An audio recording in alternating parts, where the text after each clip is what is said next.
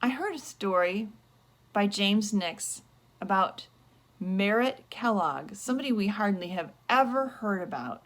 He was the older half-brother of John Harvey Kellogg, Dr. John Harvey Kellogg. They were both doctors.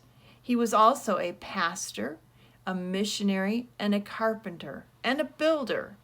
He was the one who established the St. Helena Hospital, which was in California. I did my internship there in social work, and I loved that hospital, and it's on the side of a mountain cliff. And when I heard the story by James Nix and the letter that he read about Merritt, it really fascinated me, and I'd like to share some of that with you today. Dr. Kellogg, who established the St. Helena Hospital in 1877, said, "I had the privilege of assisting to find the location for that St. Helena sanitarium. I not only had the privilege of establishing it, but I also was the first physician. I had the privilege," and notice he says privilege, "of picking up a pick and a shovel and breaking rock with my own hands and grading a road up the mountainside so we could bring materials to where we needed to build the institution. And with my own hands, I dug into that mountain face that was all volcanic ash and formation so that we could cut out a place for an institution to stand on. Then I had the privilege of framing the building, putting it all up. I made every window frame, every door frame, and then I set them in. I built the stairs and did the principal parts of work. And after all of that, within 2 weeks of putting in hospital beds, we were filled to overflowing with the sick.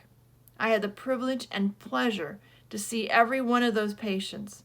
We were so busy continuing to build that hospital and to care for patients, we dare not delay our work and take time to go home, so we put up tents for our helpers to sleep in. Those days we had to work very hard, long hours with little rest, and when it was daylight, we would take our tools to the site and rush to the sanitarium to give patients treatment. I had no nurses to assess treatment or to assist me, and when I finished the treatment of the patients for that day, it was again time for me to go back to work and to work on building that hospital. And I worked that way all summer long. Well, in 1910, the General Conference recognized that there were lots of missionaries and pastors that were going to have difficulty and maybe even poverty managing their retirement. And they offered them a very small sum if they would like to apply. And Merritt Kellogg did apply for that, and he wrote a letter. And here's his letter. He mentioned the fact that he had done missions on the island of Pitcairn, and throughout his career he mentioned that he tried to support himself in his medical work without taking any money from the church.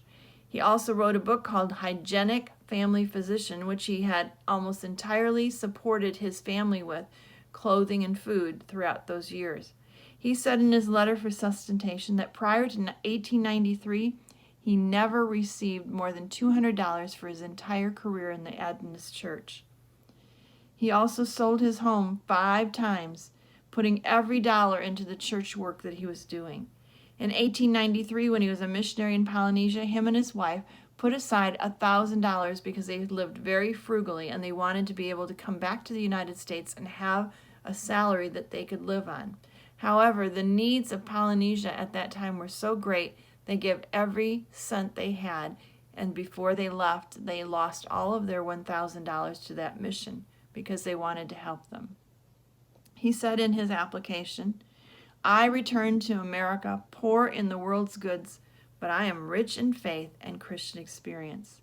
And isn't that typical of our Adventist pioneers? He's another one of those that shows the self-sacrificing he did for the work because he was so dedicated to what was being done.